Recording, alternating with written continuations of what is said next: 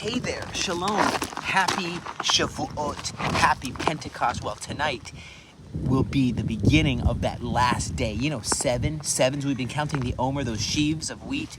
We've been counting it together every single day, right? For 50 days. 7 sevens is 49. The last day begins tonight. I'm excited about what this all means.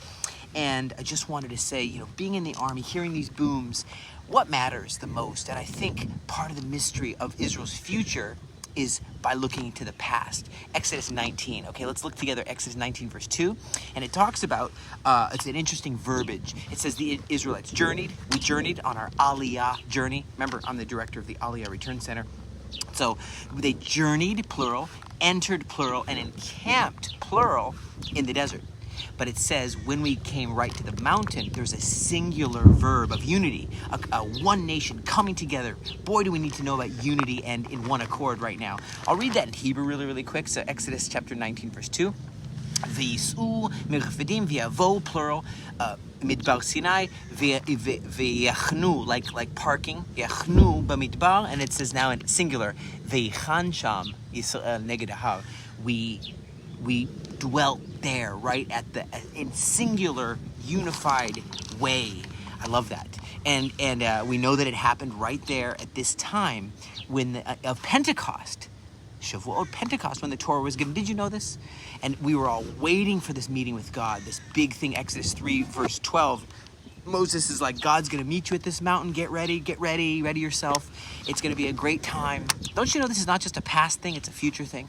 And you see this is the actual time. You look at the book of Jubilees, first century book, Babylonian Talmud. You can see that it says that this is the time. Also, Exodus 19, they dwelt in the third month in Sinai. Third month. We know exactly. We were just counting the Omer. That's why we count to keep track. And it's 50 days, right? 50 days after Passover. In 2 Chronicles 15, you even see how when they restarted these feast days, when did they do that? It says right in the third month. So that is now, and we were accepting the Torah. We said, we're ready to take this adventure on us. And that's what I'm saying together. We got to come together and say, we are ready for the future plans God has for us. And say it again. By accepting the Torah, we entered into this covenant, this contract. We said, we're doing it. And this phrase of being in unity all together, I know I missed this because Israel really was on fire, meaning we were so at each other, with that political leader's better, that political leader's better. We were all fighting, and we need to be in unity, especially now, and not just us. We need to have unity with God. We need to have unity with each other. We need to have unity with the nations that are part of the adventure too. Okay, let me tell you this, is that Yachad Ninatzeach is what we say here in the army. Together we'll have victory. But that's, again, not just together as an army, together with God, together as a nation, and together with those nations who stand with us and are ready to be in this adventure.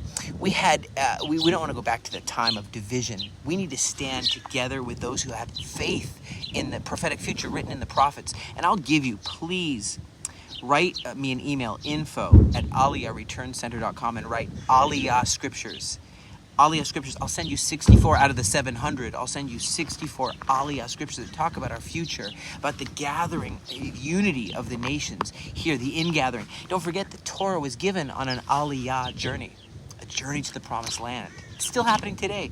People are fleeing anti-Semitism right and left, and they're coming here, and we got to help them. We're risking our lives for this future, to battle against this anti-Semitism, to battle against actual anti-Semitism on steroids called, Islamic Jihad, Hamas, Hezbollah, and so on, Houthis.